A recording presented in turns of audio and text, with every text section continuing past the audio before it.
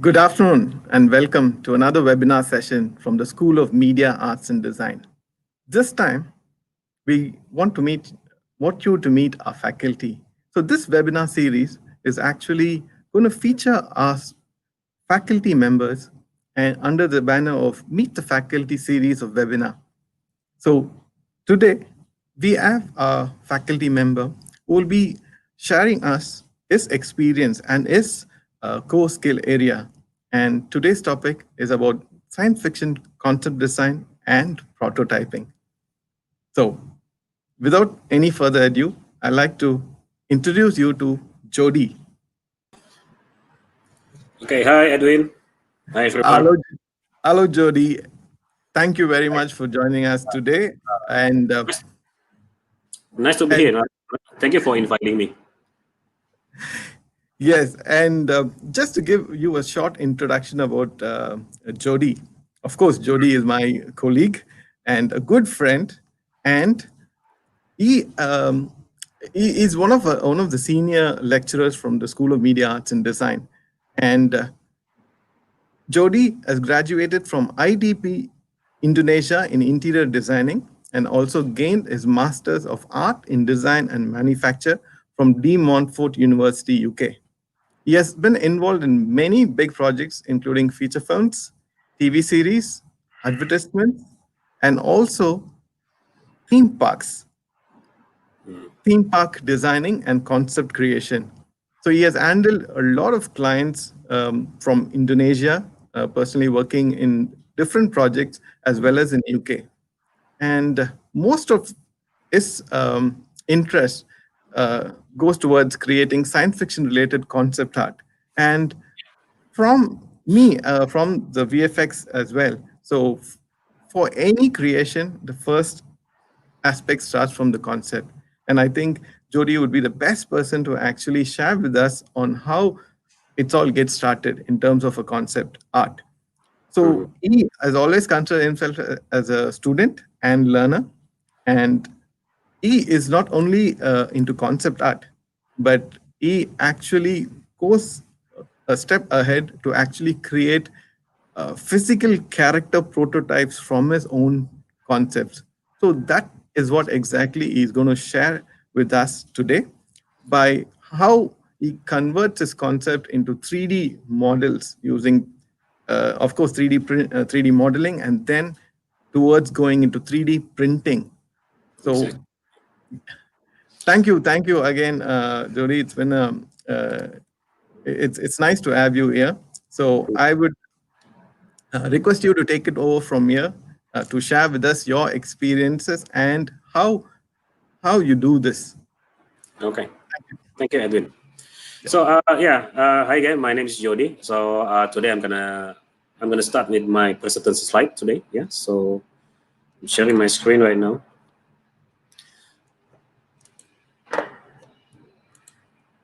So yeah. So hopefully you can see my screen right now, right? Okay. So yeah. Welcome to my session today. So basically, I'm gonna explain about sci-fi concept design and prototyping. Yeah, so what is inside it? It's gonna be interesting for you guys. Yeah, so I'm just gonna give you a bit of introduction. So it's actually this are words that actually created by myself. Creating a science fiction concept design for movies and animation, games, and toys requires a deep process of observation and design consideration than merely just to make it look great. So we try to create a design. It doesn't really have to be like like it has to be not just to make it look cool or good. It has to be functional. It has to be workable. It has to be appealing. It has to be everything. So there are actually like a lot of like elements that you can try to put in before you go with the final prototype. So the purpose of having this session actually in general, 3D design and prototyping process are the most important phase into measure and to calculate on how it will be possible for custom and mass production, such as automotive, houseware products, electronics, toys, movie props, and so many more. So in the area of media, arts and design, 3D design and prototyping have become a common become common for non-industrial users, such as for us like academician, students, hobbyists, home industry designers, movie makers, and many more. Yeah, so it can be like a high school student, it can even like elementary student. Like can now they can be involved in this kind of like process even earlier. Yeah, so with the available free 3D modeling software right now and 3D modeling printer, 3D model resource and affordable price of pre-printers nowadays, we can design and produce our own design objects for any purpose in our home. So it can even like start for your own business. Yeah. So and then the last part is actually super fun and addicting. So this is very fun. Yeah. So getting into the design. So this is pretty much a very beginning of the process. So if you are not really, I would say, like really familiar with design, so this is a good process for you to learn. Yeah. So I try to come up with several categories of essential elements to design anything related with sci-fi, particularly with robots and mechs or droids or maybe creatures or maybe like transport design, vehicles, environment, and so on. Yeah, so we can come up with this kind of categories first. The first one is purpose. Yeah, why is it for? And then users, who's going to use it, and environment and of area of action. Yeah, and then speed, and then strength, and also capabilities, and also technology era and power source. And then the other one can be control system, production, volume shape, center of mass of gravity, mechanism, appearance, and any other consideration that required to create one design. So it's pretty much almost the same when you're trying to create a creature, monsters, or vehicles or human characters in sci-fi terms.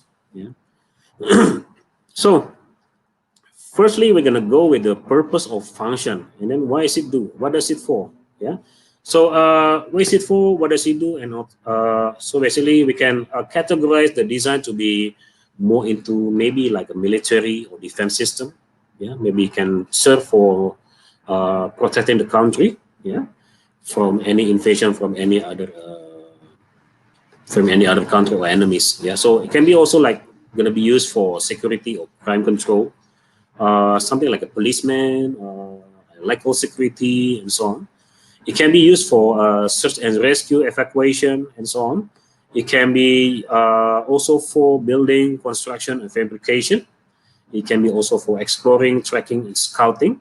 Yeah, something like a drone. Yeah, and then it can be for public service, customer service, like the one that we now starting to see in the Japanese robot technology. Some of the robot technology now like serving customers, like they serve coffee, they serve the food for the customer. So it can be used for that kind of purpose, and then it can be used for sport and games like fighting or racing. Yeah, and then this is another trend that actually already happening in Japan. They use the technology for creating a robot to be used as human companion, as entertainer, or as a pet. Yeah, so as you might have heard, actually, like Japanese people are starting to be more like sensible about the population growth. So they don't want to be involved in any relationship. So they prefer to have companion with robots, artificial pets, and so on. Yeah. So the other one, actually, if you are trying to create a creatures, alien, or monster, of course, sometimes the purpose is actually just nothing else than destruction and invasion. Yeah. Sadly. Okay. So again, it's still fun. And then next one actually, who's gonna use this technology? Yeah. So what does it serve to? What does it serve to? Yeah. So it can be used for public. Yeah. It can be used as individual. It can be used by military. It can be used by government. It's almost pretty much same as the one that we said before.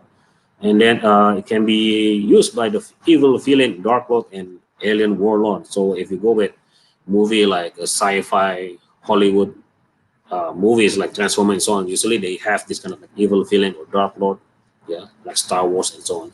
Yeah, so usually they use this kind of like a evil characters in it. Yeah. So okay, can you anyone else? Okay. So as you can see here, the sketch that I'm doing or that I've done in here, this one is mostly for military purpose because the shape is pretty much very boxy, very hard shape, and yeah, it's not really produced for mass production. Yeah, so it's not for public. Yeah, so you can see this one is actually a sample of military kind of purpose. Yeah. So oh, sorry for the noise. There's someone. So there's an environment as well. Environment can be based on land, underwater, air, can be zero gravity environment, or can be other unknown planet. Yeah. So as you can see, this one is actually not located on our planet. It can be somewhere else. Can be maybe on Mars. Can be somewhere else. So it really depending on your imagination on this. Yeah.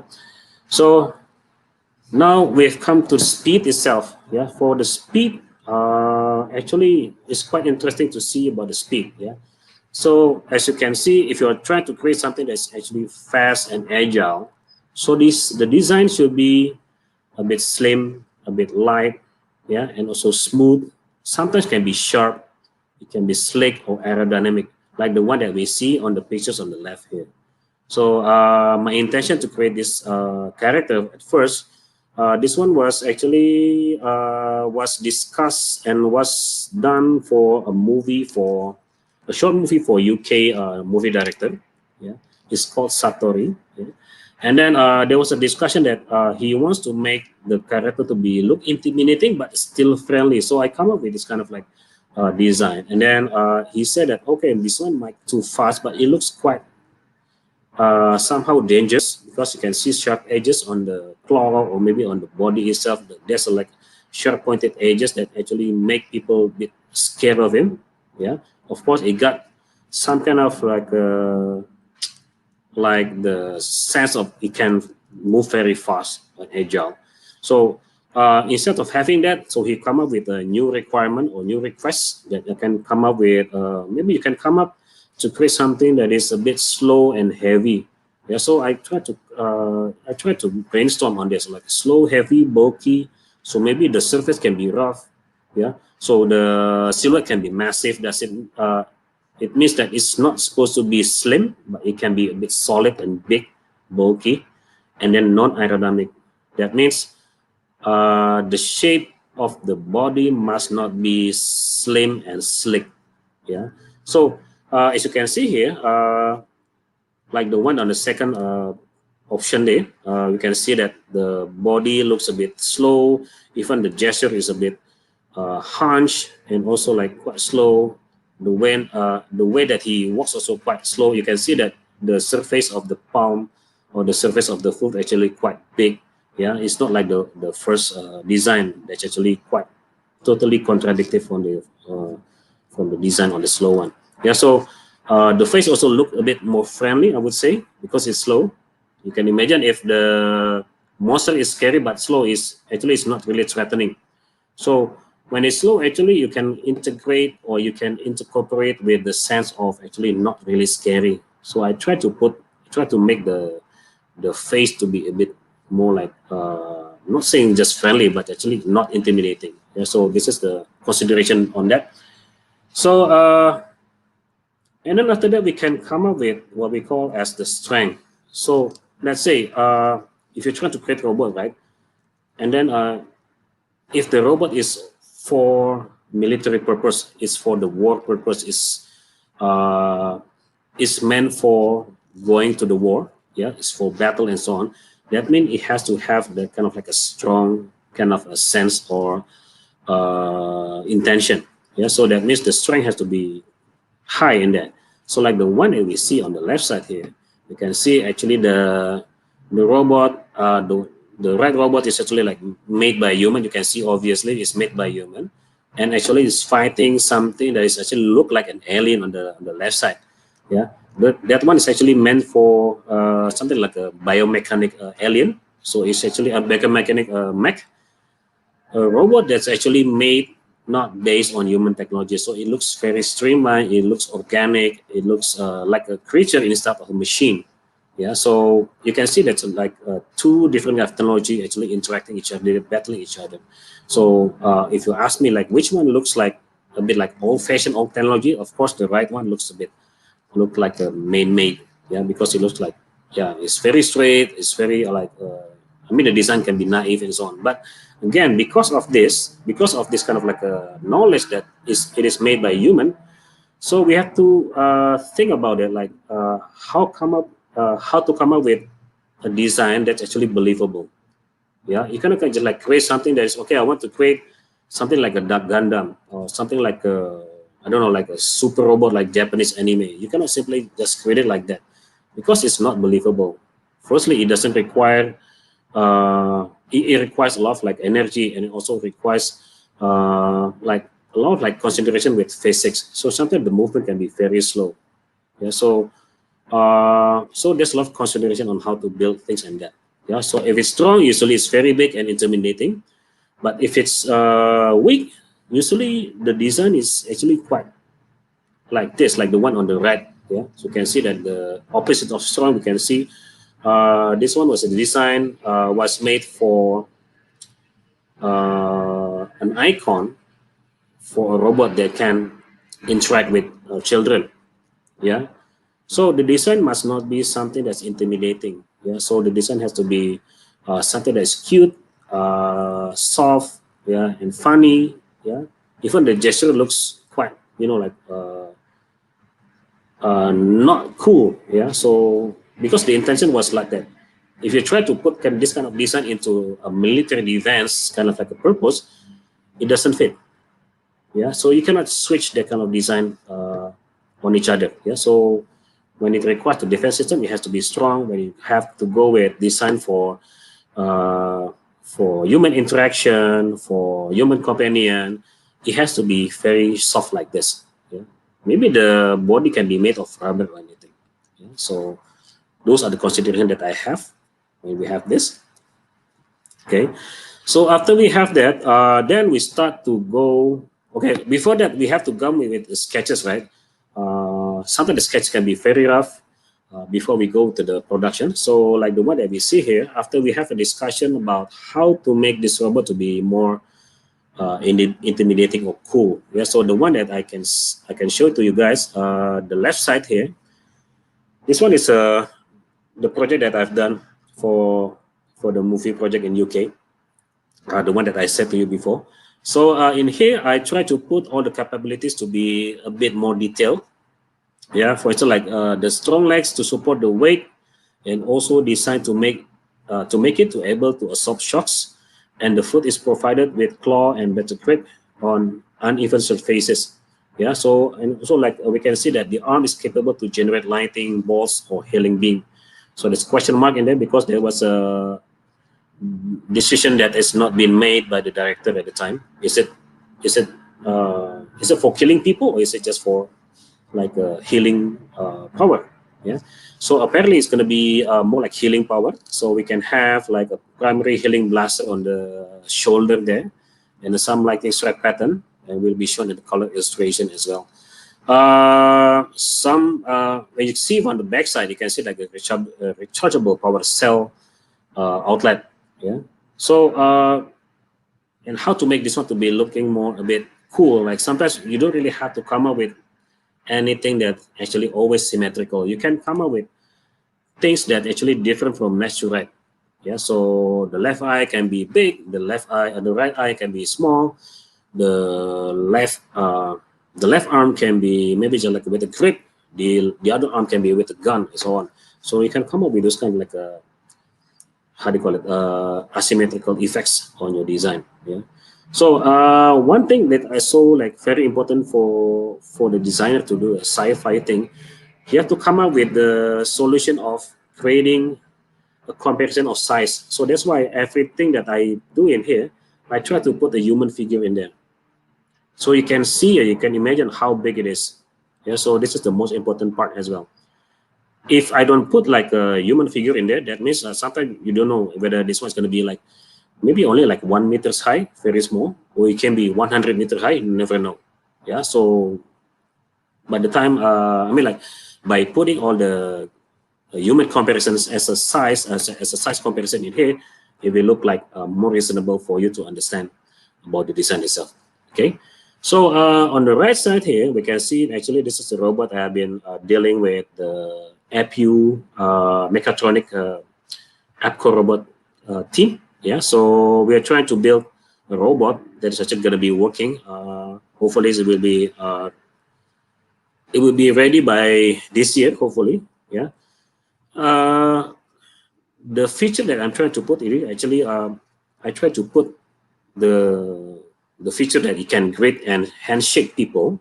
Yeah, greet man can like you can say hello to people. It can be used as a robot who welcome people to come to APU and so on. So and then also with the face changeable face expression, so we can use what we call as LCD screen or LED screen to wire extension. Sorry, the face expression. and then to introduce it self with a recorded voice as well, and then move 360 direction and so on. So there will be a lot of like people will be quite interested to handshake with this one and so on. Yeah, so it's quite fun. Yeah. Okay, so based on this also, I'm having the thing that's actually related with technology.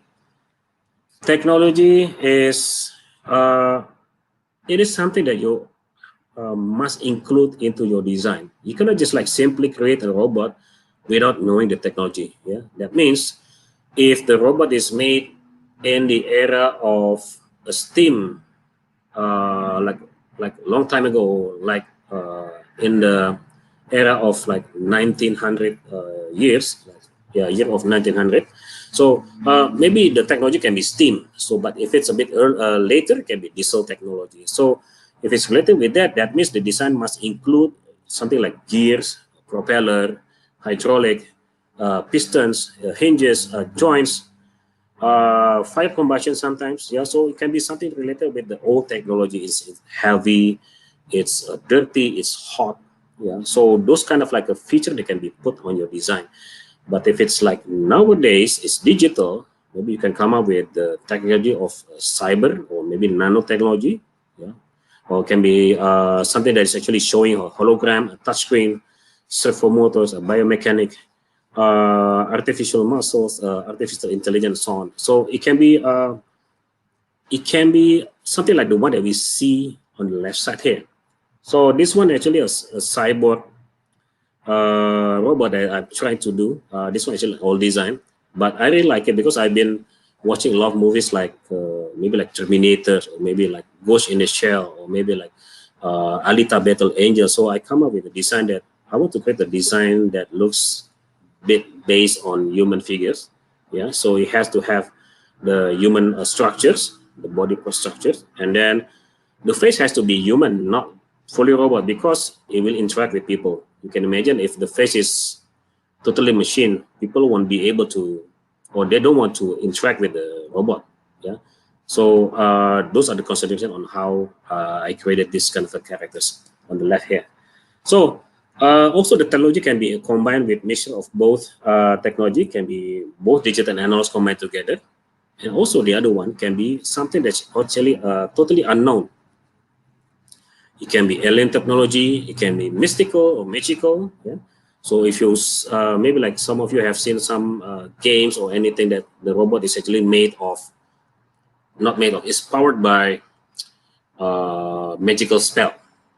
Yeah, so it's not made, it's not powered by fuel cell, it's not made, it's not powered by fuel or everything. So it can be just like something that's actually totally different from our logical thinking. Yeah, and also like alien technology. Sometimes they can come up with like a technology that's not been known before by people. Yeah, so you never know. This is the place that actually you can come up with any idea you try to put into it, but make sure it is actually still acceptable by people. Yeah, so I don't know, maybe you can come up with new idea on how to create alien technology on your design. Yeah, so if you are actually interested into this, I'm pretty open with discussion. Yeah, so yeah, so the power source can be like a steam, can be fossil fuel, can be battery, can be electric, can be nuke, or can be anything. Yeah, so the next one is really the control system. So everything that you do, everything that you create on this will be controlled by something. It can be rig, it can be by a machinist control. That means it has to be someone inside to control the machine. It can be unmanned or aerated control. That means it can be controlled by someone actually, but not inside the machine. It can be manned or pilot control. That means there's someone driving inside. It can be a fully self-controlled or what we call as artificial intelligence, which is actually the most advanced technology that we can try to build nowadays. Yeah, so this is the most difficult part. Yeah, so and then it can be anything. Yeah, so you can choose whatever that you have, what you have in mind for your design. And then after you all have all those considerations on how to create the purpose and how that we're gonna come up with a decision on the material or the power or the design or everything, then we come up to the production itself. Yeah.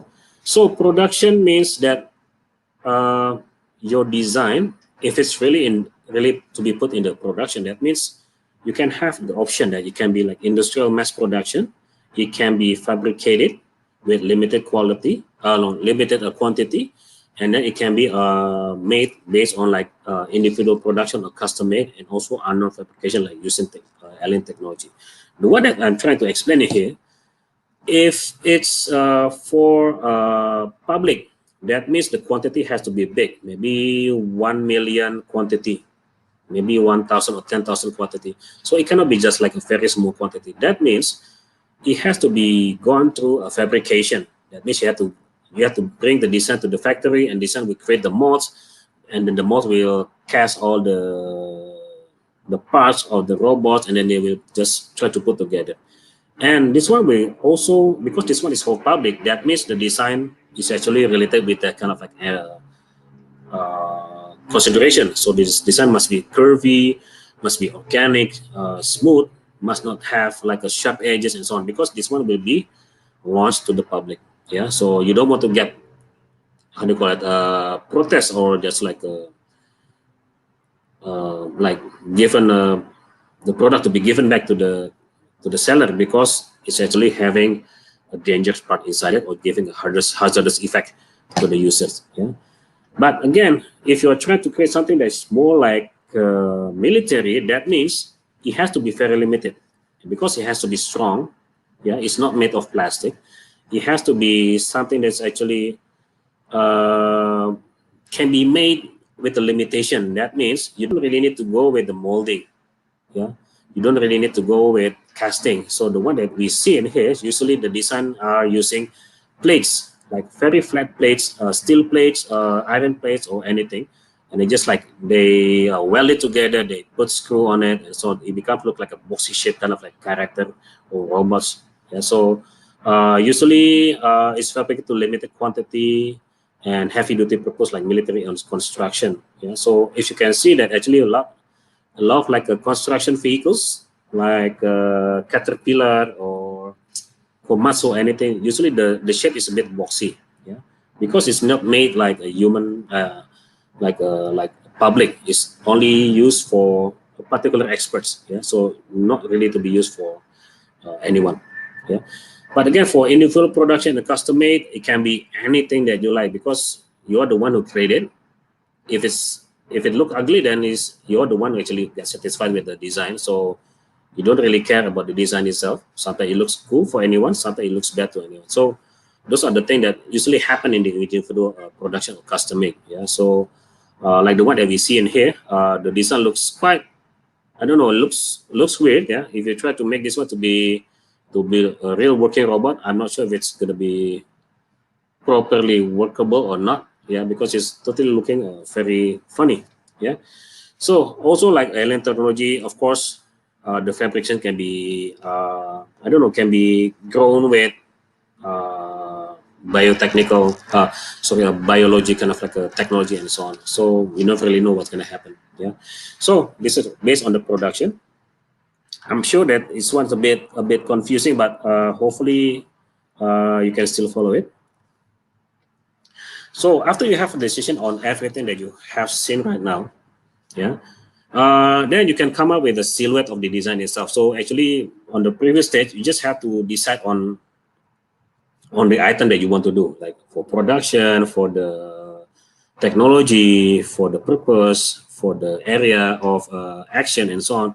And then from there, you can decide what you're gonna do in it. Yeah. So the design process that I usually do, usually I go with the silhouette design process. Silhouette means I'm trying to put everything with not without the details, only the shape, the outer looks of the character. So it can be very intimidating. It can be very I don't know, like it can be looking quite weird. It can be looking something that's out of this world and so on. Yeah. So like the one, if you want to try to create a cool robot that looks like a athletic human, you can come up with a design like those this kind of Gundam on the right there. Yeah. It looks like a human. Yeah. I don't know if it's a purpose or not, but if you think about it, if there's any robot that looks like a human, does it really need to have to be like a human or not? So you might be questioning that again. Yeah. So again, and you can come out with any design that you want. It can be quite flimsy, it can be unstable, it can be quite I don't know, like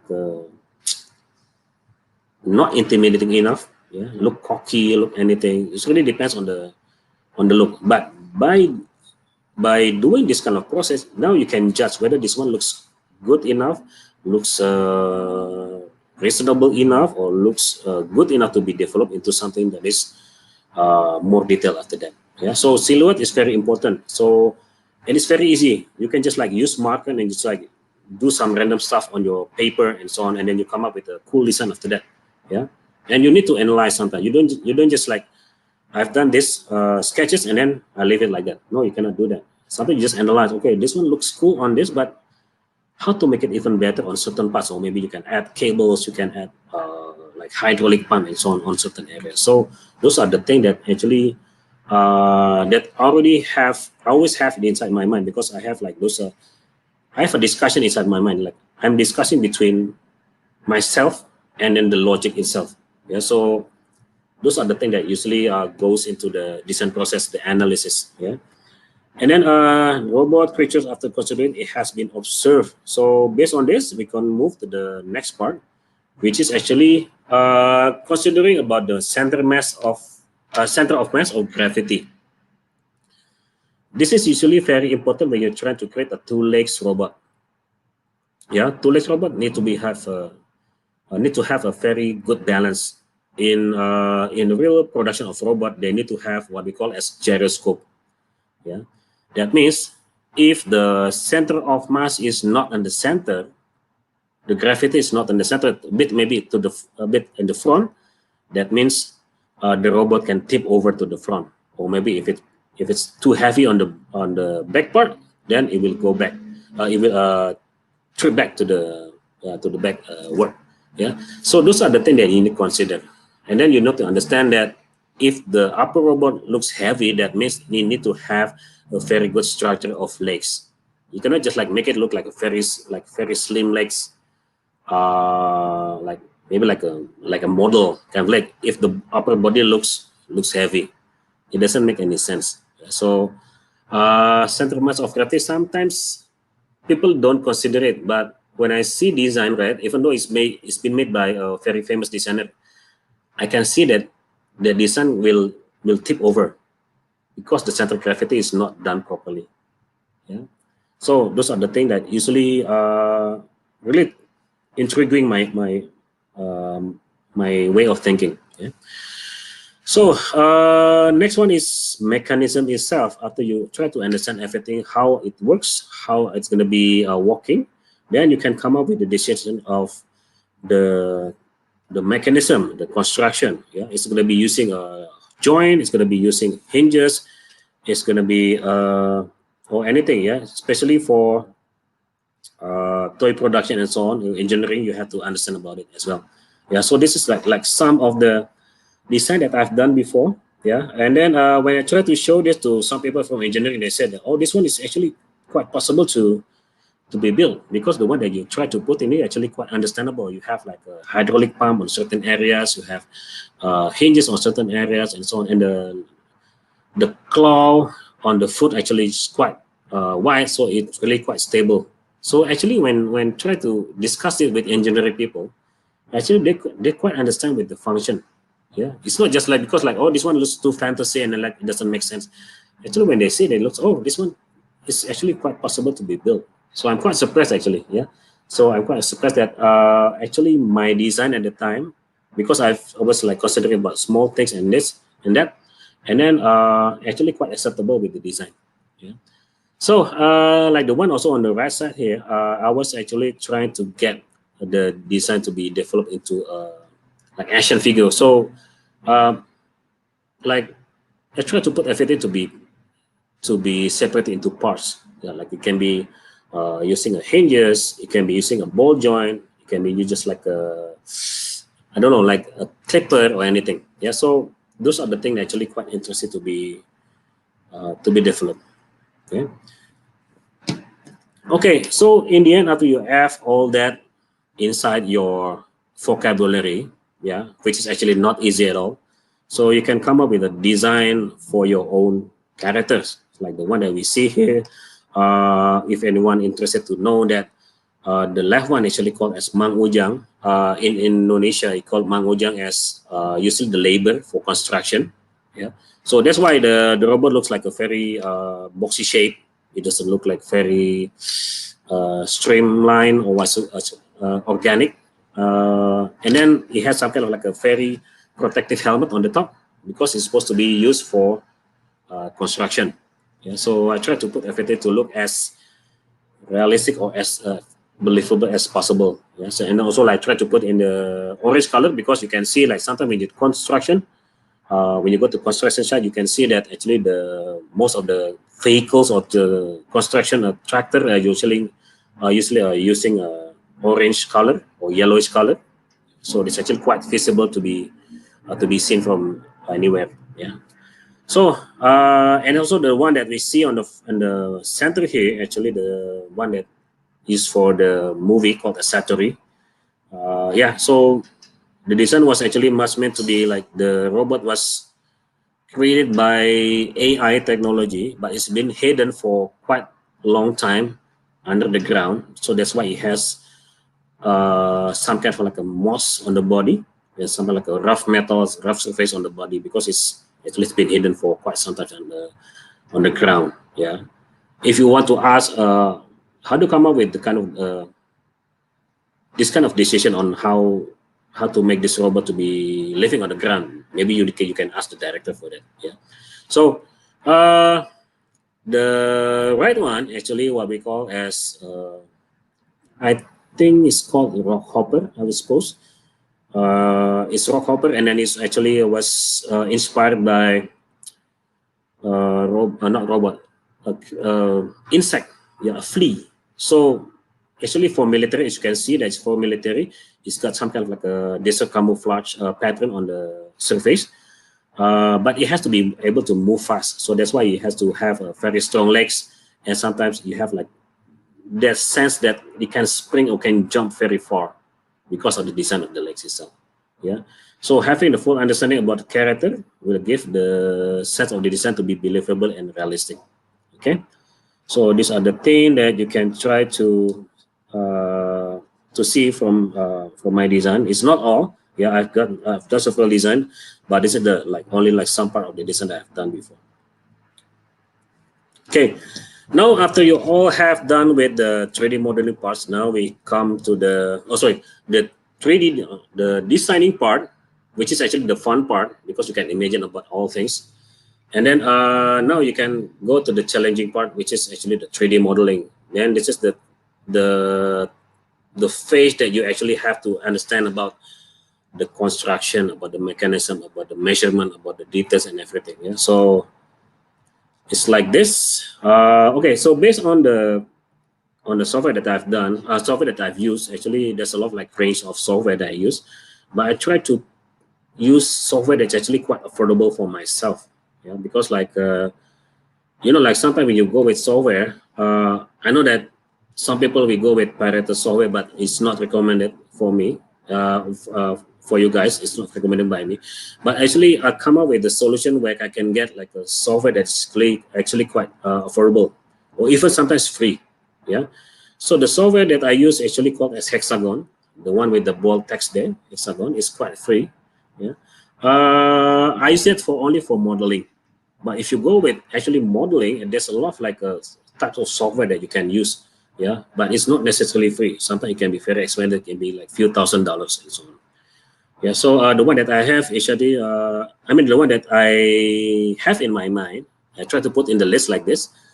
There's a software called as SolidWorks, Autodesk Fusion 360, which you can actually use it monthly or per year, as long as you register online, and you can use it for product modeling, engineering, prototype simulation. So if you want to create something like a phone case, you want to create something like, I don't know, maybe like a toys, but it's actually quite non-organic stuff, like hard surface. You can use something like a SolidWorks or Autodesk Fusion 360. But if you want to go with anything that is actually covering everything, you can use Autodesk Maya. If you are a student, if you're an academician, you can register online and you can get it free for certain period of time, depending on the contract. Yeah, and also Studio 3D Studio Max, Cinema 4D, Lightwave, Carrara, or even Blender. Blender is quite free. Yeah, so I'm not a Blender user because Blender is usually I mean, like, I'm saying Blender is a very powerful tool, but the learning curve is actually quite difficult for me. So actually I'm a simple guy that want to get just like go very fast on how to get things done. So Blender is not as the easiest software that I can use. Yeah, so I prefer to use Autodesk Maya, but using academic license for this. Yeah, but I don't use it as a I'm not gonna use it as a commercial use. Yeah, so if I'm gonna use it for commercial use, I use Hexagon. Okay, so this one is used for modeling, animation, effects, or maybe even like you want to create a game for yourself or a game for industry. Yeah, so you can use this software. The other one actually mostly more into digital sculpting. So you can use ZBrush. ZBrush is actually a very powerful tool to create sculpting. Yeah, there's a lot of like toys that actually or statue that is made by ZBrush, and then they put it into 3D print and then they sell it for thousands of dollars. Yeah, so like maybe like transformer a statue about half scale, about they can sell it for maybe like $8,000 and so on. Yeah, so it's quite expensive. Yeah. And Sculpt is actually quite free, so you can download it from the net. Yeah, it's actually the simpler version of ZBrush. Yeah, so I use it a lot because it's simple. Yeah. It's quite. I'm not saying it's quite powerful. It's good enough to create organic stuff. Yeah. So if you want to create a robot like a rough-looking robot like a boxy robot, I don't suggest you go with. I don't really use software like ZBrush or Sculptris. I only use Maya or Hexagon for that. But if you want to create something like a human shape or monsters or creatures, you can use Sculptris or ZBrush. Yeah? So there's another one called as Modo, Rhino, Hexagon. Both can go with geometric and organic, yeah, but they cannot really go with animation. Yeah? And then for architecture and interior design or any hard surface modeling, you can use Google SketchUp. Yeah, Google SketchUp is I think they are free, but you can download the pro version. I don't know for how much. Yeah, I don't know the different feature as well. And then for instant 3D character visualization, yeah, so this one you can use Dash 3D or Poset. Yeah? So if you download Dash 3D, actually quite free. Actually, it's free, but you can download the model for very quite affordable price. Yeah? And then there's a lot more. Actually, I cannot really put them all one by one because there are too many. Yeah. So next one is the steps of the modeling itself. Yeah. So in the 3D modeling process, the first one that you have to do actually to understand the silhouette itself, and then from the silhouette you try to transfer it into blocking. Like the one on the left, on the picture left here is blocking process. You'll be able to make the change easily or to analyze the proportion correctly because it's still on the low polygon kind of like a shape. So it's easy to modify, easy to resize, easy to change the shape or whatever that you want to change on it. Yeah. So this step is actually quite fast to do and also effective to get the sense of appearance.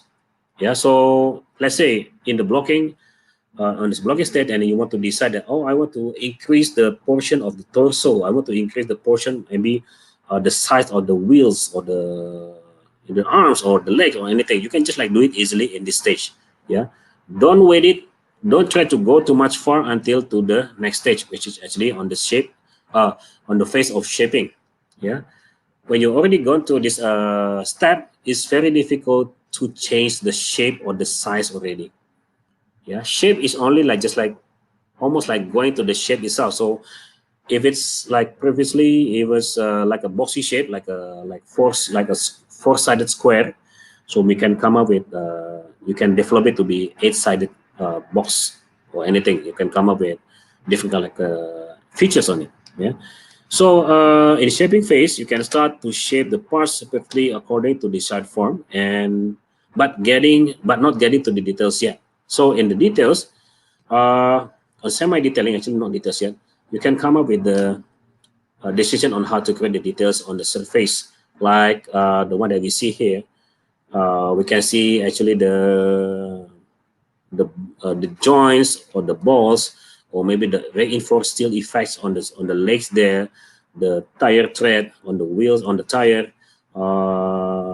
So everything, pretty much everything on the like lines on the surface and so on. So in here, you can try to come up with the uh, try to get into the process. So in this process, actually, it's getting more.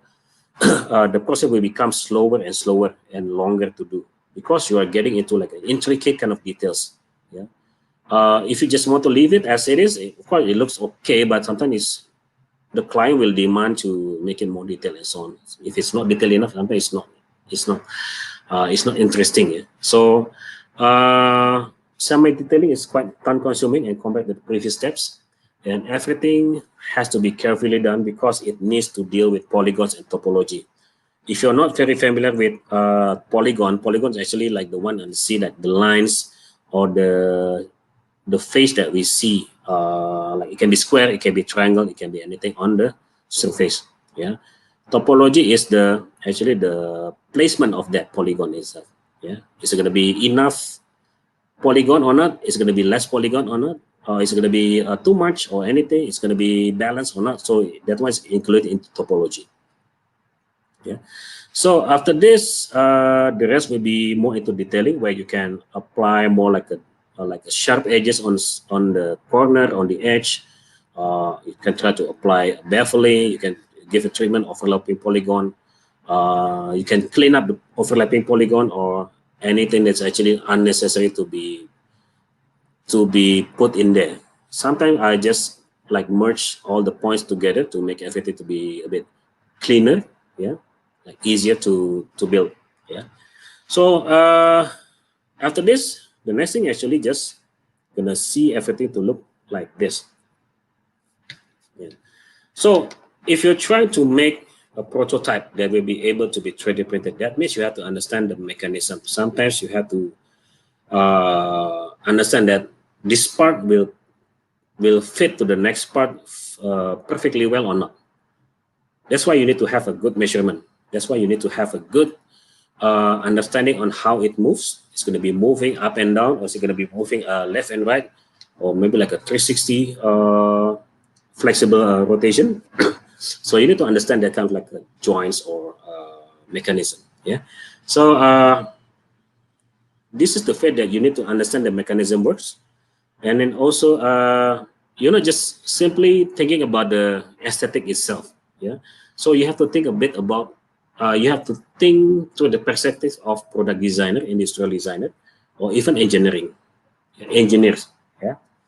And then if you have the understanding about that, then it will be giving a benefit to be benefit to the model to be executable.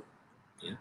So I'm just gonna tell you a bit about the designer that has been involved in the movie industry, like Blade Runner, or maybe even like Independence Day, Star Wars, or anything.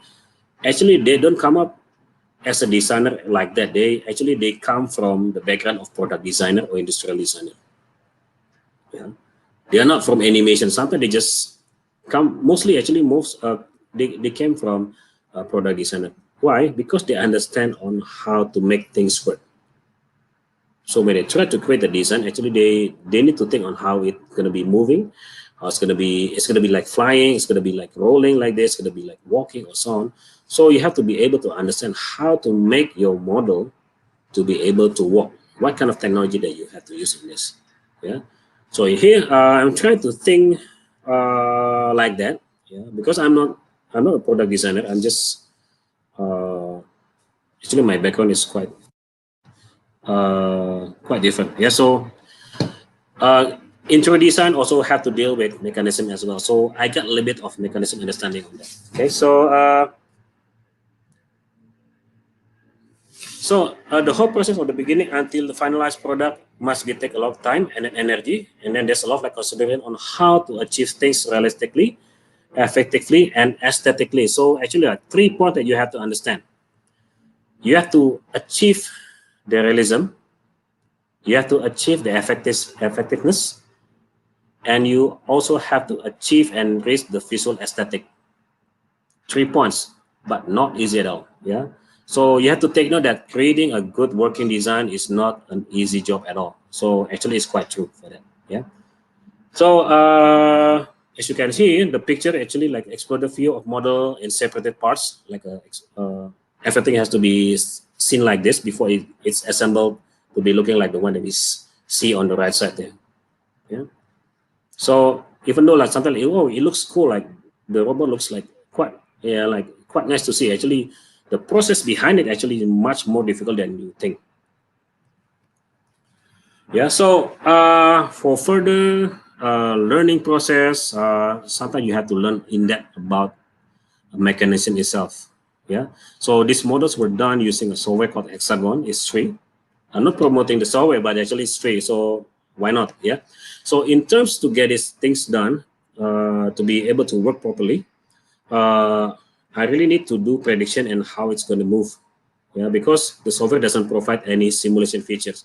Everything must be carefully measured, built, and posed to check the mechanism works. Yeah, like the one that we see on the left side here on the picture. It's really done one by one, and then I have to imagine that whether it's going to be working or not. The software doesn't have any features on how it's going to be moving properly or not. So I have to make sure that I have to imagine inside my mind actually. If I try to put it like this, and then will it move like that or not? So these are the things that actually sometimes it goes through like a lot of like sketches and so on. I have to make sure that it's actually working or not. Yeah. So yeah, after you have all that, then the process was actually just try to put on the layout of parts. So you can see here actually like a lot of like groupings of parts from left to right until like top to bottom, actually like 25 groups. Yeah. So total for this project, this particular project actually consists around like 156 parts total. Yeah. So yeah, every part was done carefully. Yeah, including the one that you see on the left side here. It's fun. I don't know what's driving me crazy or that, but it's fun. Yeah. So after that, it's given a process to the 3D printer. Now, before I go with the 3D printing process, I will introduce you what kind of 3D printing that actually are available in the market. Yeah. So okay, 3D printing technology is called is also called as rapid prototyping. Yeah. So if you're actually wondering what is prototyping, prototyping is actually trying to build a prototype of your design to check whether it's working or not, to check whether it's actually convenient to behold or not, based on the ergonomy, and to check whether it's going to be looking appealing or not. Sometimes when you try to see everything on computer, right, it looks okay, but we try to build it, and then you can sense that, oh, this one doesn't look okay from this angle, and so on. So rapid prototyping is actually a much faster prototyping process using a 3D printer. Yeah. So common type of 3D printer technology available right now. I'm not really sure if there's any more type of 3D printer available. Yeah. So the type of printer that I know actually one is called as SLS. It's called as selective laser sintering, which is using powder for laser forming, and then stereolithography or SLA, laser sintering on resin liquid. And the other one is actually fuse deposition modeling, or FDM. Actually, like melting plastic materials like LPLA or ABS. Yeah. So this is actually the one that I've been using, FDM, because it's this one is quite affordable right now. Yeah, and then it's quite commonly used anywhere.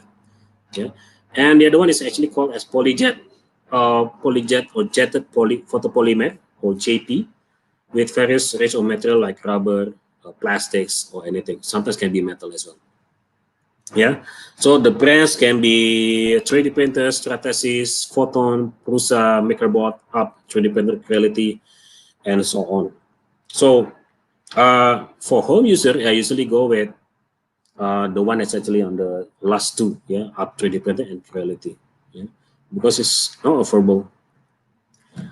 So next one is okay. I'm explaining about what is the SLS 3D printer. So it's actually something like this, like Z printer 650. This one is an old model, yeah.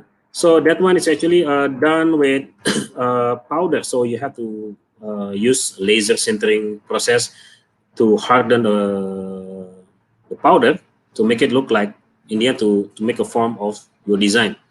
Yeah, so it can come up with different color because it has some kind of like ink that will be injected to the powder, and you can come up with this. But the drawback about this printer actually it costs too much. You literally can buy a house. Yeah, it costs like maybe around like I don't know, maybe around like $35,000. Yeah, US dollar. Yeah, I think that's one is the cheapest one. So it costs like quite a lot. So this one is only used for manufacturer, for like a factory and so on. Yeah. So this one is only used for prototyping. So they don't release this as a mass production. Next one is this one, PolyJet 3D printer, which costs almost the same as the other one, but this one doesn't really require powder. So the method that can be used for this actually same as like rubber or plastic and so on. Yeah, so the cost is almost the same in that one. Okay, so this one is actually a 3D printer using a resin liquid, and then this one is can reach into details because this one is actually quite detailed. Keep going further. Okay, so this one will actually use for jewelry mostly because it can reach the detail as you want. Yeah, but this one is using a liquid resin. And this one is actually the FDM process that actually available on the market. It's called like FDM, MakerBot replicator, and also maybe upgrade or Creality. Yeah, quite available. Yeah. So the result of 3D printing can be something like this. The one that we see actually can be PLA, ABS, based on parts, can be something like this. As you can see that the right side is showing the character. Yeah, it's actually quite big. And then the surface actually not really smooth. Yeah, as you can see that the surface need to be smooth, and you need to have like what we call as smoothing process. Yeah, so after that you need to have smoothing the surface, and then do what you need to do is just to put like a super glue. Sometimes you need to put like a putty, sanding, primer gray, and then try to make it smooth as possible to be look like the one on the pictures there. Yeah, on the left side, on the right side. Yeah, so you can come up with this kind of like a like finishing after that. Yeah, so this one is actually quite taking a lot of process because you have to do a lot of sanding, and then putting more like primer gray again and check again the surface, and then you sand again and primer again, and you like go back and forth until everything looks smooth enough without losing the details. Okay. So the smoothed surface on this one is actually quite well done. I'm quite proud of it because this was the first time that I do on the 3D printing. It still has the details, yeah, and then it's quite smooth on the surface. And then the thing that actually quite proud of it, actually all the mechanism works properly. Yeah. So this robot can actually move, not move, it's possible, yeah, with the joints that I've actually calculated inside the software. And I try to put everything to be as fitting as possible, but not too loose. That means if I try to put the pose, it doesn't make it to be a bit like loose on the articulation and so on. Yeah. So when smooth surface, prototype is ready, and paint job is the next thing that you need to do. Okay, so the next thing actually the showcase. So actually you can actually trace back the process that you have done from 3D modeling, and then printing, and then given like smoothing fashion, and then to become like the one on the right side, and then giving a paint job to be looking like the next one, looking like this. Yeah. So it was quite exciting, like an exciting kind of like process that I've done, because this one is the first time that I do the 3D printing process for my design. Yeah. So it was using ABS, and then the printer that I use actually FDM technology. Actually, at the time it's quite expensive. Yeah. So nowadays it can be very, it can be quite affordable. Like one 3D printer can be less than 200 US dollar. Yeah. So this one is actually quite widely used now. Yeah, by hobbyists or maybe industrialists, home users. Yeah, and then love like sanding and putty process done to achieve smoothness on surface. But for the thing that it's actually like the joints are actually working well and as I expect, and then is very carefully designed and modeling process. So yeah, actually beside me I already have the model. If you want to see it, later. Yeah. So next one after this is actually this one. This is the most complicated model that I've done before, because I need really to see whether it's going to be working or not. So every part will have that kind of like consideration on how it's going to be moving. Yeah. So as you can see that the left side has that kind of like what do you call that, parts separated, and then try to see whether it's going to be fading or not. Yeah. So I try to put everything to be together, and then after it's been printed, you can see actually the 3D printer is not always perfect. Like the 3D printing process, sometimes it got a bit of dent or bend in certain areas, so you need to do some of like anticipation after that. Right. So this robot is called as Hans Stomper. Yeah. So the most complex and time-consuming design, which consists around like 156 parts total. Yeah. So you can imagine on how long I need to build this one, because it needs to be properly working. Yeah? And then it has workable joints, articulations like hinges, artificial hydraulic pump, sorry, and extractable weapon under the arms, a foldable keyboard and torso, moving, like claw and so on. So everything has to be perfectly done and measured. Yeah. So next one is this one, the one that you already saw the process. Yeah. So the blocking, and then go to the shaping, and then semi-detailing, and then detailing, and also try to check the exploded view whether it's going to be fading or not. Yeah. So this one is called as saber tooth. This one is a prototype that actually got quite a lot of like good response from the internet. From groups, it got like around like 1,300 likes, like more than that, from the groups and also shares. And then I got a lot of like requests whether I'm gonna put it into mass production or sales or not. Yeah. So I keep having those kind of like when you're gonna make this one to be sold to us, and then like can I request this to be produced in the like this scale or maybe like a bigger scale or so. So the thing is, I don't really have time to do that, because I'm currently working as a lecturer, so I don't really expect that much of enthusiasm and also demand. So maybe this is the thing that, yeah, I mean, like can be built for you guys if you want to be involved in this kind of like industry. You can come up with this kind of like idea, and then try to start up a business, basically. Yeah, because you literally can sell your product if it's got a demand from the audience. Yeah, so you can see that just like it's been brought to the group of Sci-Fi modeler, creative group project, like Koyama modeler, and so on. Yeah, so it's quite interesting to get the demand and response from the audience. So this is the thing that the first time I'm doing 3D printed for organic shape. So this is actually made in software, same software as the one that I did before. And then it's more organic rather than just like a boxy shape. Yeah. So as you can see, actually the face there, the face was done using digital sculpting. So it's not made using the usual 3D modeling software, but I use a 3D sculpting process like ZBrush or Sculptris. So it's going to be like totally different kind of process that I've done. Okay, and then so yeah, the result is like this. Yeah, try. I'm not really sure what to put in the color because like I don't really want to put a purple color as a.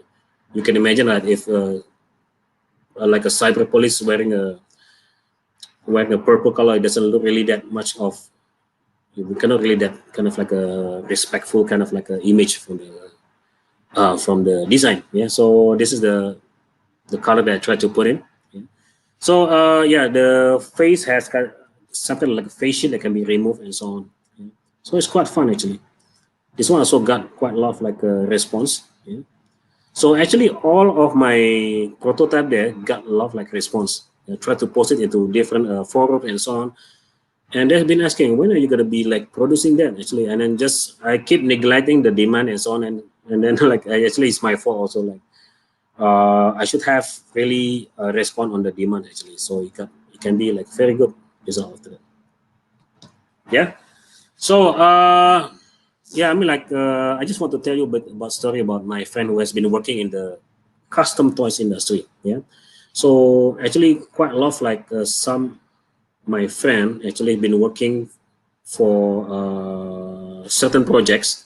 Yeah, they can work for the project for Marvels. They can go with project with maybe like a Dragon Ball kind of thing, and then they are actually doing making a statue like real scale, one-to-one scale of Iron Man and so on. So actually, it costs like around like how much?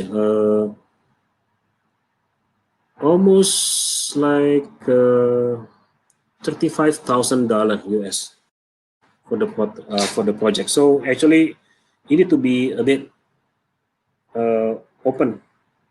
Yeah, so you need to have a bit kind of like a open with the audience, and then you can come up with a demand and so on. And then usually you can, if you're lucky, you can get a job, which is actually the market is actually out there. Yeah. So these are the other 3D prototypes that I've done before.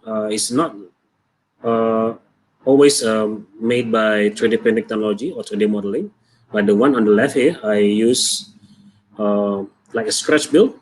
I build it manually using hand, yeah, cutting the plates and then gluing and putting some kind of like a shape and so on. I put like ball, anything just to make sure that everything will be like articulated and so on.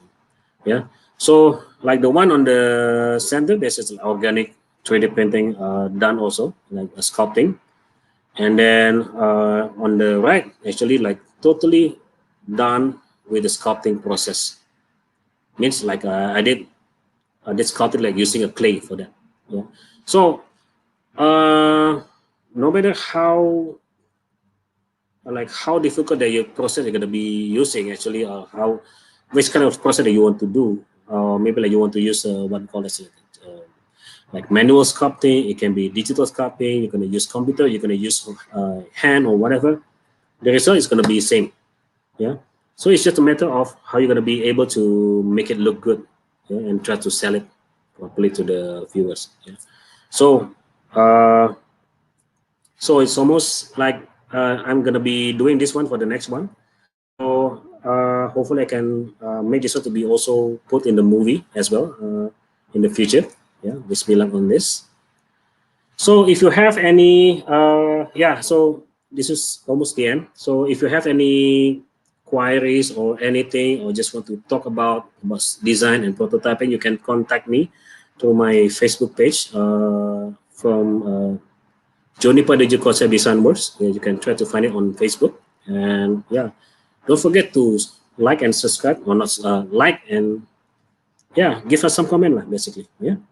So yeah, so basically I'm actually working as a lecturer in APU. So I've been trying to put my knowledge into the material for the student. Yeah. So the logic of how to design a sci-fi, a character or environment, I try to put that as a material for teaching in the class. Yeah. So as you can see here, actually, like in APU, we have our students who are actually intensely trained to deliver the best work for VFX and concept design works, yeah, ranging from 3D modeling, and then you'll be also student will also learning digital sculpting, animation, movie production, visual effects and compositing, character props, vehicles and environment design, and so much more. So as you can see, actually, I'm showing uh, some student works made by our student. Yeah, the first one is made by Shakir. Yeah, it's about like sci-fi character environment design made purely in 3D. Yeah, and then the other one actually made by Harris, actually showing a 3D gun and then composited or combined together with live action. Yeah, so the design was actually made by him as well. Yeah. And then this one is the left one is made by my student Stefano. It's quite interesting to see that because he's doing 3D sculpting for creatures and also he tried to put it into 3D environment in game design. Yeah, so all the logic on how the character was done actually has gone through like process and discussion with the lecturers, yeah, including me. So that's why you can come up with the design and then application like this. Yeah, and then the other one is actually like creating a robot, yeah, based on other designers. This one is like how to make the robot asset to be valuable for 3D production in the industry. So this one, the the model is called as advanced modeling. Yeah. So the purpose is how to make the model to be professionally acceptable. Yeah, with the quality, the details, and also the look. Yeah. So this one's done by my student Finsky. And then we also offer what we call as a module called as an environment design, yeah, and then bisa 3D character. So actually, you don't really have to come up with just all digitals, and you can even like uh, make it into like physical prototype based on your design. So every student is actually uh, encouraged to be like even like try to step more further than just like a comfort zone in the digital output. So if you can do some 3D printing, let's do it and just go with it. So I always try to push my student just go further than that. Yeah. So yeah, this is one of the uh, output done by Finsky Claresta. So yeah, so this is the end of my slide, and then thank you. Okay, so I'm leaving back to Edwin now. Thank you very much, Jody, Yeah. Okay. for for this entire session. I believe that you actually have taken us through the entire process from how you actually create these concepts in your mind, and then going forward to how you create them in terms of sketches first, and then move towards modeling, Yeah. and then to the physical printing part of it. Definitely an Yeah. enlightening session. Um, Yeah. Thank you very much for taking us through the entire process, Yeah. Jody. Thank you. Thank you. Thank you. And from my point of view, I think now you are actually are imparting this knowledge and your experience to the students, which is for me is more important, more noble. You are sharing those informations, and our students out here in the School of Media Arts and Design are able to uh, actually capitalize on the knowledge and the learnings from you. So thank you very much again, Jody, for that. Yes. And I have a first. Maybe before we go into the question and answer session, there are quite a few questions from the audience here. I'd like to share about the upcoming event, which is one of the most Yeah. important events from our school. So let me share my screen.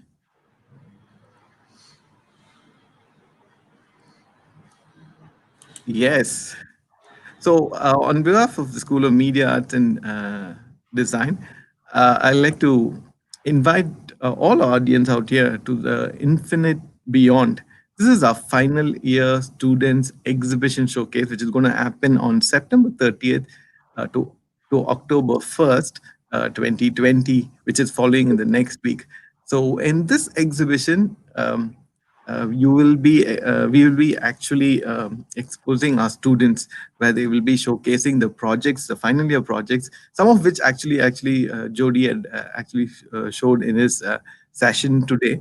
So from different programs, including visual effects, animation, product design, transport design, advertising and brand management, and of course, our diploma students are going to showcase their final year project in a 2 days exhibition that will be happening in our Apid campus. So, Jody and myself would like to invite all the audience out there to actually come and encourage our students and look at their work. And for those who are not able to make it physically, we will be also going live during this 2 days session, where the students will be actually presenting their projects. So please do show your support by connecting us in our live sessions in our So Mad YouTube channel, which will be also broadcasted in the APU FB page. Yeah. Yeah, I think commenting on this one as well, like yeah, I mean, like I encourage everyone here, especially if you are in Malaysia, to come to campus. Actually, it's very interesting to see the result of the student there. Yeah, Of so course. yeah, especially when they are doing like prototypes and they are doing like movies, like you can see everything in there. So please come and join us, and maybe we can have a chat in there. Yeah. Yeah. Yes, and now going to the question answer session, there's quite a good response from our audience online. And but I would like to start off the question to you, Jody. Uh, Yeah. you were talking about the confrontation that you have between your inner self and the logic when you Yeah. actually design, think, right? So, what does it? Which wins? Does the logic win, or your idea is the one that I- wins? in the end, you have to come up with a good like solution, like has like a synergy kind of like a output. You cannot just like let all the engineering logic to be winning. Sometimes you cannot just like let your ego to be winning. So you have to come up with a merge kind of like a solution for that. It's not easy process, to be honest. Yeah, for it's like this is literally like a sample that I'm like experience that I've been working with the engineering, right? So like the simplest thing actually is about measurement. Yeah, one simplest samples actually, like when engineering come up with the measurement, right? They don't really think about the outcome of the output in the end. So, for instance, I was trying to create a small girl kind of like a robots, but when they come up with the measurement, I have to resize the shape, right? And when I try to resize the shape, the final output will become something like a much different, more like an athletic boy right now. Instead of a cute girl, it become an athletic boy.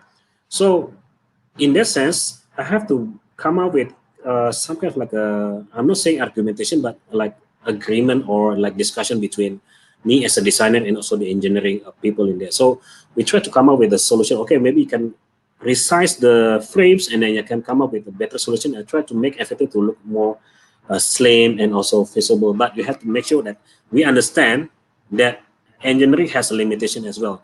If you try to put everything to be smaller, that means the robot become unstable, so it can trip, it can fall. So those are the like engineering, like a thinking that you have to understand how does it go and so on. Yeah. Thank you, Jody.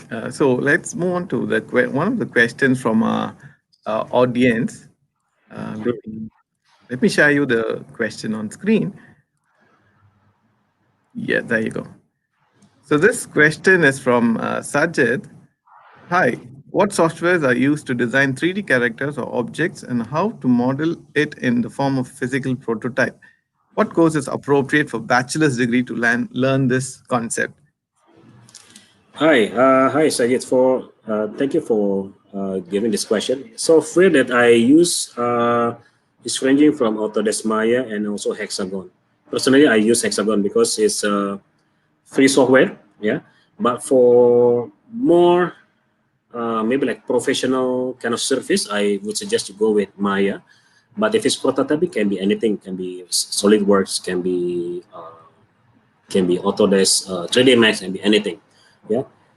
But when you try to come up with the consideration of 3D prototyping, that means you have to understand about another software called as a slicer. Yeah. So the slicer can be any software, can be Cura, can be Slicer 3D, can be anything, because your model has to be transported into a form, like a format, digital file format, and then converted into format that is called as G code. So G code is the format that can be readable by 3D printing. Yeah. For instance, I've done the model in 3D Maya. Yeah, in Maya, and then the Maya is the Maya file is saved into OBJ, object files. But object files cannot be readable by 3D printer, so you have to convert it into G code in Cura. Yeah, so those are the things that need to do the process back and forth sometimes. When you try to see in Cura, sometimes it's readable, sometimes it's not, really depending on the design. So that's why like this session is actually just an introduction, because if I'm trying to explain everything through all the process, it's going to be taking too long. Yeah. And then you're asking about what course is appropriate for bachelor degree to learn this kind of concept. You can go with industrial design, or you can go with VFX. You can go with animation as well. Yeah, so it really depending on the requirement, because in animation we also learn about sculpting and 3D sculpting, and we also doing physically when we also use digital. In VFX we also learn about everything digital. Yeah, and then if the model is perfect and printable, then you can go with a printable kind of output in the end. Yeah, so I would suggest that you can choose Bachelor of VFX, Bachelor of Degree in VFX, no, Bachelor of Art in Yeah. VFX, or Art in Industrial Design or Animation. Yeah, so I hope it answered your question. Yeah. Yeah. Thank you, Jody, for that detailed answer. To just add on, Sajid, yes, as Jody was mentioning, we at the School of Art, Media Arts and Design provide these courses, and of course, Jody is here with us. So, the best you can learn from. So, yeah. So, Uh, yes, that is a model that Jody wants to share and show. Let's move on to the next question. So on your screen, this question is from Ms. Jacqueline from APU. Hi, Is Jacqueline. there is then an AI method to carry out no AI method to carry out the predictions you just mentioned? I think Ms. Jacqueline is referring to the part where you actually showed how the parts are all split up, and then it's really difficult to actually map it. So I think the Ms. Jacqueline is asking, is there any AI method or Yeah, maybe it's not AI basically, but it's more into like a software itself. If you are dealing with software called as like SolidWorks and so on, that means it has the feature how to do the prediction and to do the simulation. Yeah. So of course it's not cheap. If it's gonna be used for personal use, I think it's not affordable. Yeah, but it's usually used for industry like product design, actually a product factory, and then like household, or maybe like a car industry, automotive, and so on. So they use a software called as SolidWorks, and it also has those kind of like what we call as a feature of simulation. They even can calculate the material weight. Yeah, material weight as maybe like the weight of the metal, can be steel, can be chrome, can be iron, can be anything. They come up also with the strength. Yeah, so and then like workflow of liquid, they can come up with that kind of like a how do you call it, features for that. Yeah, so yeah, I mean like if you want to bring it into real mass production for that, then I would suggest that you go to SolidWorks. I'm not promoting that software, but again, like it has the feature that you can calculate based on that. Even like it has the feature on how to predict the welding. Yeah. So yeah, in industrial design, you'll be learning about that also. move on to the next question? This question is from Zephyr. Hi, Jeffrey. And Jeffrey is asking, how much time do you spend to produce one final product from this, from concept to the final product itself? Depending. If I'm under deadline, I usually go very fast. But if I'm doing for my own luxury time, it can go very long. Yeah, so like this one takes like maybe like 3 months because it has go to like certain details and so on. But if it's something like this, I don't really care about the shapes, right? Like just like do random stuff like creatures and so on. This one is very fast. Actually, the modeling was done within less than 1 day, maybe like 6 hours, because I don't really need to see the thing about the mechanism, the construction, or even the look itself. Like it's monster. Like nobody really protests that one monster looks like. So I just try to put everything as soon as possible. The one that I have in here, let me just show you this. This one took like 6 months. Wow. 6 months, yeah. 6 months is only the 3D modeling. Yeah. The the final output is another 6 months because I'm waiting for the budget at the time. So it really depends on the time. Actually, I cannot really tell which one is actually like better way to do it or the best way to do it, because every project will have different kind of output. And then, but again, if you're dealing with client, then you cannot really deal with your luxury time. So you have to go very fast. And then if you are not satisfied with it, it's okay. As long as you get the money, then you just go with it, right? So I think it really depends on the timing. It really depends on the mood as well. If you don't have the mood, it cannot really work very fast. Yeah. So yeah. Yeah. I think, Zefri, to just summarize, there should be a lot of patience and perseverance, I believe, because I know how Jody works on this project. Just sitting next behind me, he keeps in my office. He keeps continuously working on it. Whenever he gets time, he works. So I think it's more about how you get involved in your into this project, and then Yeah. I think time will fly, and then you'll be able to complete it. Yeah. So Yeah. let's move on to the next question from, yeah, there you go. From Day Hatway, can I go into designing with 3D modeling after mechatronics engineering? I'm currently attending mechatronic engineering. Any suggestions? Of course, you can do that. Yeah. Of course, it's gonna be like very beneficial for your knowledge. If you want actually have learned about mechatronic engineering, it's gonna be very useful for you to be able to do even further study about modeling and so on. So I've actually like seen some people, not in here actually, like some people who actually graduate from mechatronics and they learn about 3D by themselves, or just like go through like courses, maybe like a degree or maybe like a diploma, and then they come up with their own design after that, and then with the knowledge of mechanism and construction. So in the end, you'll have those kind of like what you call as like right brain and left brain kind of like way of thinking, because you have the logic, you have the understanding about the mechanism and this engineering. You have also the feel of the visual aesthetic. So when you combine together, hopefully you can get a very good solid design and workable design that can be acceptable for anyone. Yeah. So I would suggest that after you're done with mechatronic, then you are always welcome to join us. Yes, of course. I think with the engineering background, the concept development would be more concrete, with all logicalities actually been taken care of. I think today that will be your strength with an engineering background. Yeah, Yeah. yeah. So let's move on to the last question from Karishma. For physical I know. prototype, I know this yes. guy.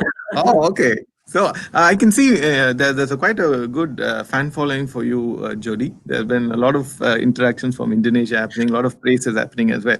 Coming back to Thank you. Karishma's question, for physical prototype, is final render matter, or it's just enough to just showing the final detail object? I mean, without showing the photorealism final render for some physical prototype. Okay. Yeah. Thank you, Charisma. Actually, Charisma has been studying with me before. Yeah. So Okay, good. it's one of the most diligent student I ever have. So hi. Yeah. So answering your question, right? So if you really want to focus on the modeling, want to go with prototype, you don't really have to think about the textures. Yeah. You can just like get rid of the all the textures, like complication and how to get it realism, because you really want to get the sense of detail on the modeling, and then you have to think about the whether it's going to be printable, workable or not. So if you have that kind of mindset, you just go with the modeling and then try to convert it into G code and try to print it directly. So whenever I do this, yeah, all these 20 prototypes, I never really thought about the textures. So I just neglect all the textures after that. Yeah, I don't even try to put them into like a 3D rigging or animation. I neglect that because I want to make a prototype first, because nobody has done that before. Yeah, I'm like, uh, yeah, I mean, like you can see like a lot of people can do very good design, robotic design, creature design, and so on, but they never really do it properly to be a real physical model. So those are the actually one of one. I was I've been one of the first pioneer to do that on the internet, like basically. Yeah. Wow. So yeah, right, I'll fully answer your question. Thank you. Thank you. Jody, I think we can take one more question. Okay. Mm, Uh, this is from, sorry, yeah. So from Ganidu Pereira. Is okay. VFX a good career? Okay, Ganido, thank you for asking the question. It's a good career. I mean, the demand for VFX has never been decreasing. They always ask for new talent. Yeah. So even like right now, like the rise of the movie production to like broadcasting to Netflix or maybe to like Hulu, HBO Plus, and so on, Disney Plus. Yeah. So actually, the requirement for movie production is even bigger than before. Yeah. So you don't Yes. really have to go with like big studio. Something you can be like a local studio, like the one that my friend has. He's been working independently in Indonesia, but it's actually serving design or serving service as a visual effect service to movie like The Old Guard in Netflix, I think. Yeah. So All right. company actually based on like small company, but they serve to contribute in the movie production for Netflix, for HBO, even for bigger movies. So actually, it's very good career. Yeah. So if you ask me like, uh, is it gonna be just like only Hollywood that we always aiming? No, there's a lot of like country that actually being contributed in the Hollywood movies. And that's not just Hollywood movies, also like Indian movies, there's a Korean movies, Indonesian movies, and so on. So actually, if you think about it, the demand for visual effect career is not decreasing at all. It's always increasing. Yeah, we keep always having this kind of like a people contacting APU or contacting us to see our graduates. Yeah, to ask them whether they open job application for them or not. Yeah, so yeah, hopefully answer the question. Of course, just to add on to Jody's points, yes, indeed, VFX is a good career. So I'm doing, and during this current pandemic, there has been a wide range of opportunities coming up, and since we have all moved on to the digital platform, and the entertainment industry as such is also expanding, and so definitely you do not need to have a doubt on that. VFX is definitely a good career. Yeah. Yeah. And okay, so I think, Jody, can we squeeze in the last one question from Sajid again? Sajid is, yeah, so let me share you the question. Okay, there you go. So Sajid is asking, Mr. Jody is from ITB Banthong. Can you please ask him what course he did? I believe I did mention that Mr. Jody has done his um, Interior design. conducting interior design, yeah, interior design in ITB. And the question follows: the appropriate course to learn this concept. In ITB. I think generally the question is more generally on where do you learn this Uh, concept? okay, so if I want to just like share my background a bit, because at the time there was no course for visual effects, right, or animation or anything. That's actually I'm really want to learn about that. The closest thing that actually close to my interest on this actually product design. Yeah, but nowadays the course can be found anywhere, especially in APU. Actually, we have a very wide course for that, and then you can learn this kind of like a course from VFX program basically. Yeah, so of course everything can be learned from there. If you're not really more into the VFX, just want to go with prototypes and design, you can go with industrial design. Yeah, so it's pretty much there's like a balance which one's going to be like mostly going to be prioritized for you. So yeah, hope we answer the question. Okay, Thank Edwin, I you. think. Yes, thank you very much, Jody, for those detailed answers. Um, uh, I believe definitely it was a enticing, interesting session, webinar, mind-opening session for most of the audience out here. And Thank you. yeah, so thank you for the time. And I like to share that I just posted the feedback form link in the comment section. Please do feel free to leave back your comments in the feedback form. It'll help us to come up with more webinar sessions for you, definitely. And this being the first series from our webinar, the Meet the Faculty series from the School of Media Arts and Design. Every month we will be continuously doing this. So please watch out our social media spaces for the next webinar session. So on that note, I'd like to thank you for being a wonderful audience again. And this is Edwin saying bye-bye. Right.